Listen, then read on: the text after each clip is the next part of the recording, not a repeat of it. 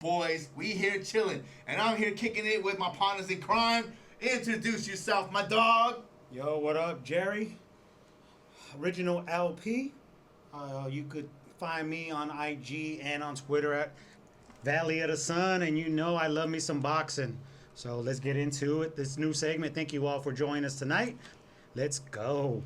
My boy Jerry's too modest. His introduction should have been the reigning, defending, single dad champion of the world over. That's what it is, man.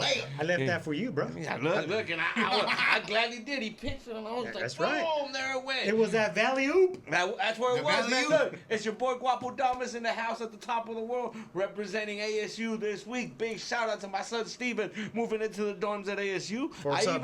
Even had a bunch of people that reached out on the 4luvofboxing page who were cool enough to interact with me, man, and reach out and be like, hey, I remember when I was at that dorm, and some of the pictures that I posted, they was like, brings me back to when I was young. So that's even cool that even on the page, they interacting with us like that. You know what I mean? Yeah, hey, the freshman dorms, bro. If you went to ASU, you know about them freshman dorms. I've been there. I had a great time.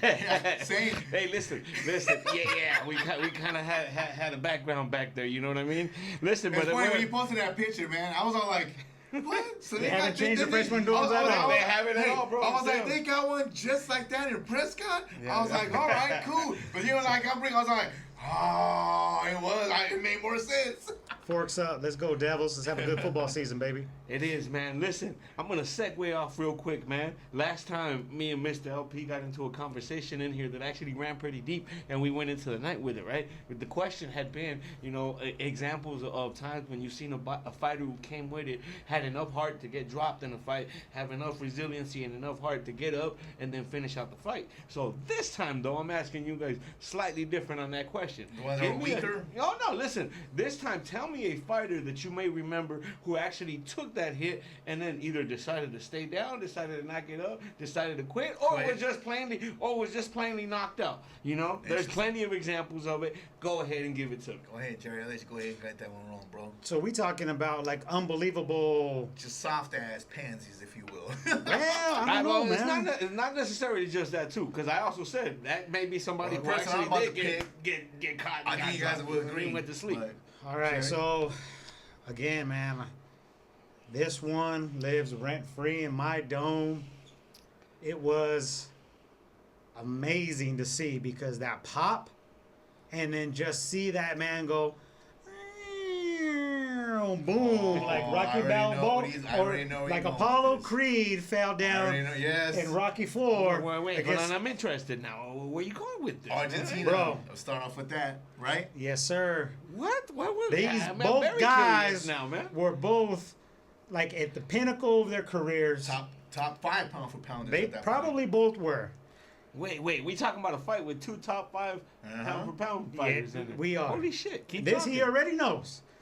But it was one of those shots where both guys threw the same shot at the same time.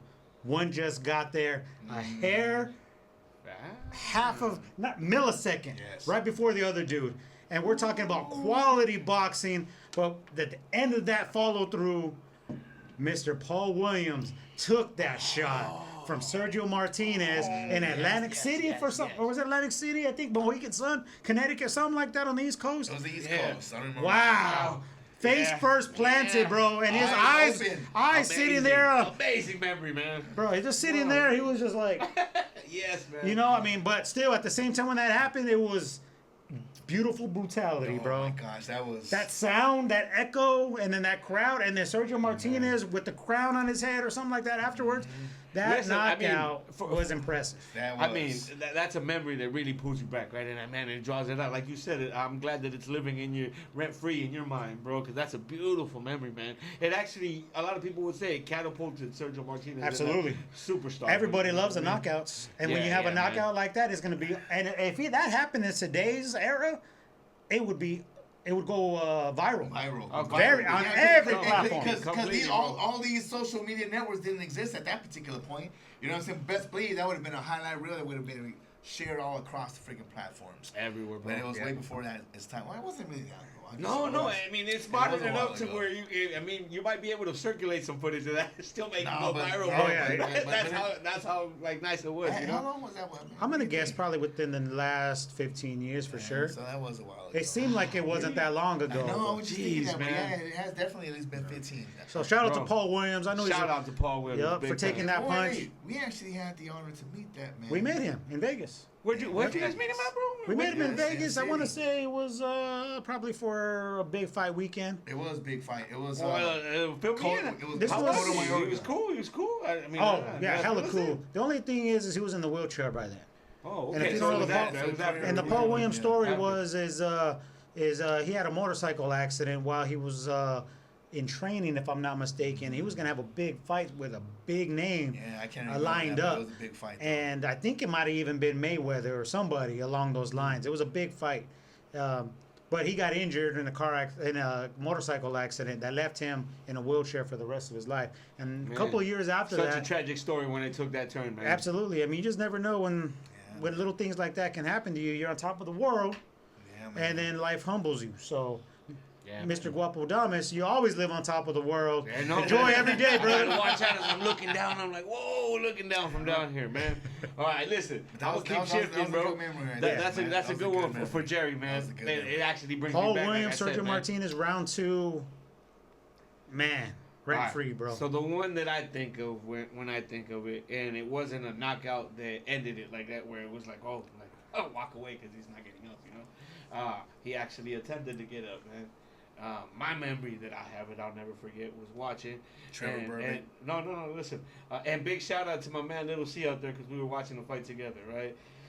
Kostya Tszyu fighting Zab Judah. Super Judah. And man, Zab Judah used to just be such a monster, and he used to talk so much shit. And he used to back it up for the most part, you know what I mean? But seeing him get caught and humbled like that, and then get up and start dancing merengue as he was trying to stand up. Mm-hmm. Oh my goodness, bro! I'll never forget it.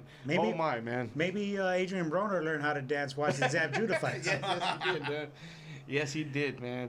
That's the memory that comes out into my mind when I think of that. And then him actually being kind of a dumbass afterwards, right?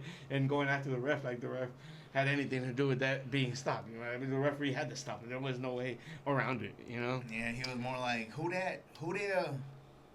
You know, like no idea what was going on. So I guess I misinterpreted the question because I had other top fighters that I had in my mind. No, listen, you didn't misinterpret the question because the question was layered, right? It was either somebody who got dropped, somebody who couldn't continue, and it was in a memorable fashion where he tried to get up and then that's what I was thinking with it. Or somebody who didn't have enough heart and didn't want to get up. So actually, I already made my answer regarding what this one will be, but I do have a couple I wanted to share regarding the men's. I'll make this real quick and fast. You know me. I know. I'll make this long story long, but I'm trying. But here we go. So, for me, for the guy that freaking went down and refused to stay down and kept trying to freaking fight and give it his all-time great Simon Brown versus Vincent Petway, where he got hit with that nasty shot and he was knocked out cold on his back on the canvas and was still throwing a jab. It is the most disgustingly brutal beauty freaking KO I have ever witnessed in my entire fucking life of watching the sport of boxing, and I've watched all the way through the bare knuckle days. That's the nastiest. I apologize for doing that. He made me do that. I didn't want to. I didn't want to do that. Is that what he was doing? He was punching. Dude was out cold, and his eyes were closed actually, but he was knocked out cold, snoring, but his fucking punches were still going. Man. I talk about a freaking warrior, man. That was. John, I was a kid, but I couldn't believe it. So you guys filled me in on that, right? Experts and the clown, like the clown's asking here, what's going on there? It's a nerve reflex. It's incredible to see muscle it, man. memory. Completely, to me, watching on, it's like so incredible to see somebody who's out. Vincent Petway was I'm not gonna say no, but he was a former multi-world champ, but he's nothing of greatness. But this fucking dude loves to shit on people left and right. He said nobody. He said multi-world champ. I'm talking about he's not gonna be accused of an all-time great, but he knocked out an all-time. Simon Brown is an all-time great, but that's what I'm trying to get at though. You know, he built differently, like down to his core. Simon Brown is a fucking fighter. and it solidified while he was sleeping. Like literally, he was out cold.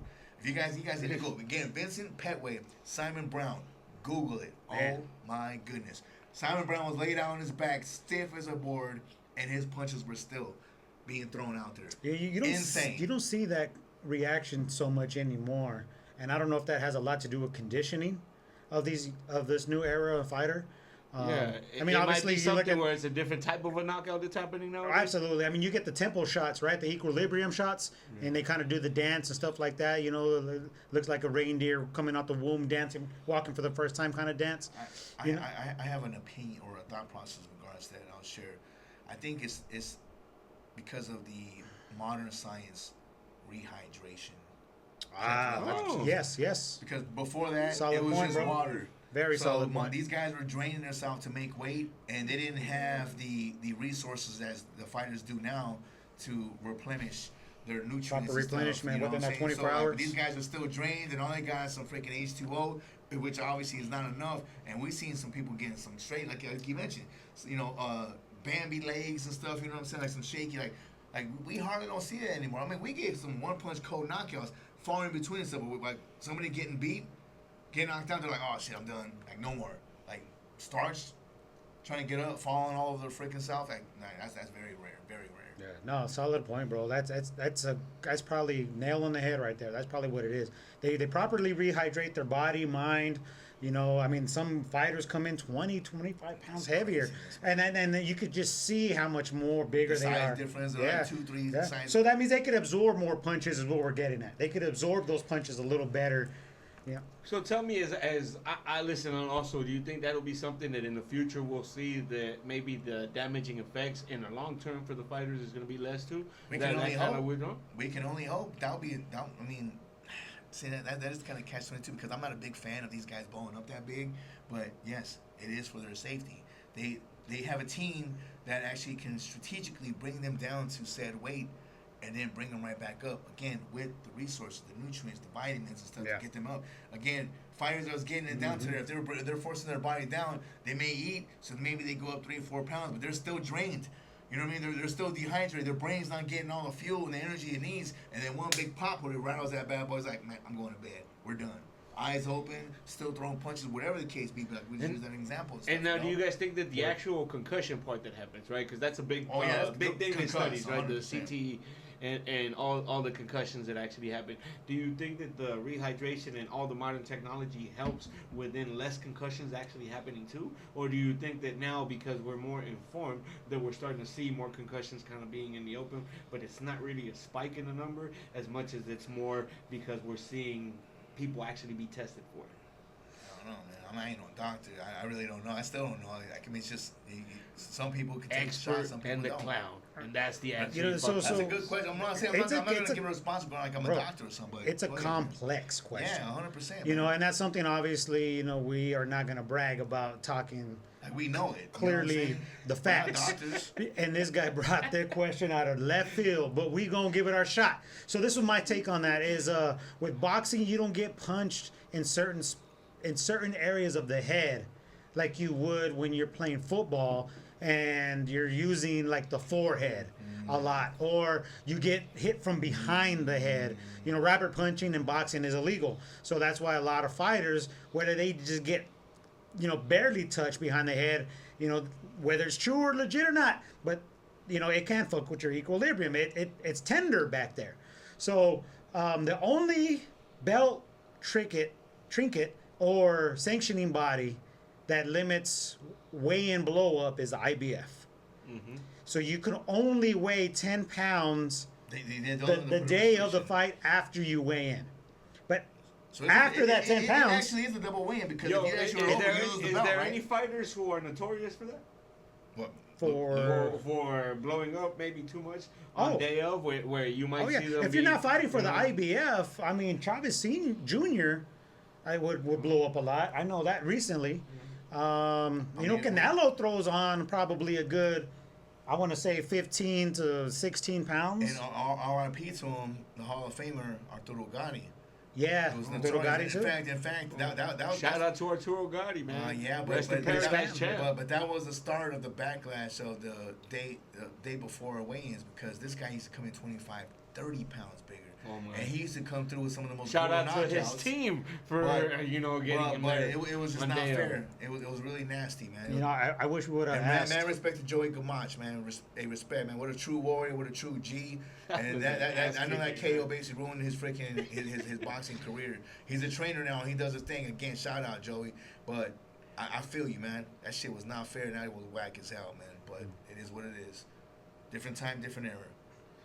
Man, those are some beautiful memories as we closing out now, though. Hey, listen, we're going to be coming right back for you in the next segment, though. All right, stay tuned in. We're coming right back in about 2 minutes. 4luvofboxing, tell them, fellas, how you feeling, man? Man, feeling great. Thanks for joining us on this Friday night. It's hot outside and it's hot in the studio, so come on back. It's hot in here. We're gonna- LP, 4luvofboxing. That's who we are, baby. Holla. Tell that fool to keep his clothes on. That's all I'm gonna say. Yeah.